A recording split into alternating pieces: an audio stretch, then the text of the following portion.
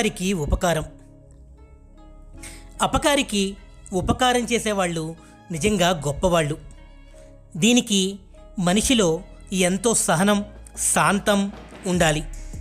పాండవులు జూదంలో ఓడి అరణ్యవాసం చేస్తున్నప్పుడు దుర్యోధనాదులు తమ సంపదను, ఆనందాన్ని చూపి వారిని బాధించాలని, అసూయాగ్రస్తులను చేయాలని అనుకుంటారు.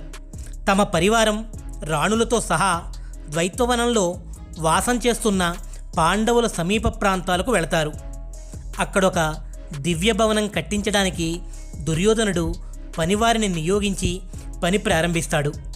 అతడు భవనం కట్టిస్తున్న ఆ స్థలం చిత్రసేనుడనే గంధర్వరాజుది. తమ అనుమతి లేకుండా భవనం నిర్మిస్తున్నారని తెలిసి చిత్రసేనుడు సైన్యంతో వచ్చి దుర్యోధనుని బంధించి గంధర్వలోకానికి తీసుకువెళుతుంటాడు. చిత్రసేనుడు అర్జునుని మిత్రుడు. ధర్మరాజు తమ తమ్ముడైన దుర్యోధనుడు బందీ కావడం చూసి బాధపడి అర్జునితో దుర్యోధనుని విడిపించి తీసుకురమ్మంటాడు. చిత్రసేనునితో మాట్లాడమంటాడు. అర్జునుడు, భీముడు మనల్ని పరాభవించాలని వచ్చి అతడే అవమానాల పాలయ్యాడు. మంచి పనయింది, అతనికి సాయం చేయకూడదు అంటారు. అప్పుడు ధర్మరాజు, దుర్యోధనుడు మన సోదరుడు, అతనికి అవమానం జరిగితే చూస్తూ ఊరుకోకూడదు.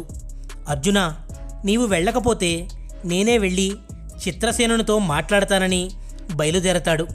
దీంతో ధర్మరాజు మాటకు అర్జునుడు విలువిస్తూ వెళ్ళి దుర్యోధనుని విడిపిస్తాడు. చిన్నతనం నుండి తమతో వైరం పూని ఎన్నో అపకారాలు చేసిన కపట జూదంతో వనాలకు పంపిన ధర్మరాజు అవేమీ మనసులో పెట్టుకోకుండా దుర్యోధనునికి మేలే చేశాడు. ఈ గుణాన్ని అలవరుచుకుంటే మనిషి నిజంగా మనీషి అవుతాడు. ఈ వీడియో కానీ మీకు నచ్చితే లైక్ చేయండి, షేర్ చేయండి, మీ విలువైన అభిప్రాయాల్ని కామెంట్ చేయండి. ఇలాంటి మరిన్ని మంచి వీడియోల కోసం ఛానల్ని సబ్స్క్రైబ్ చేయండి. మరో మంచి వీడియోతో మళ్ళీ కలుద్దాం.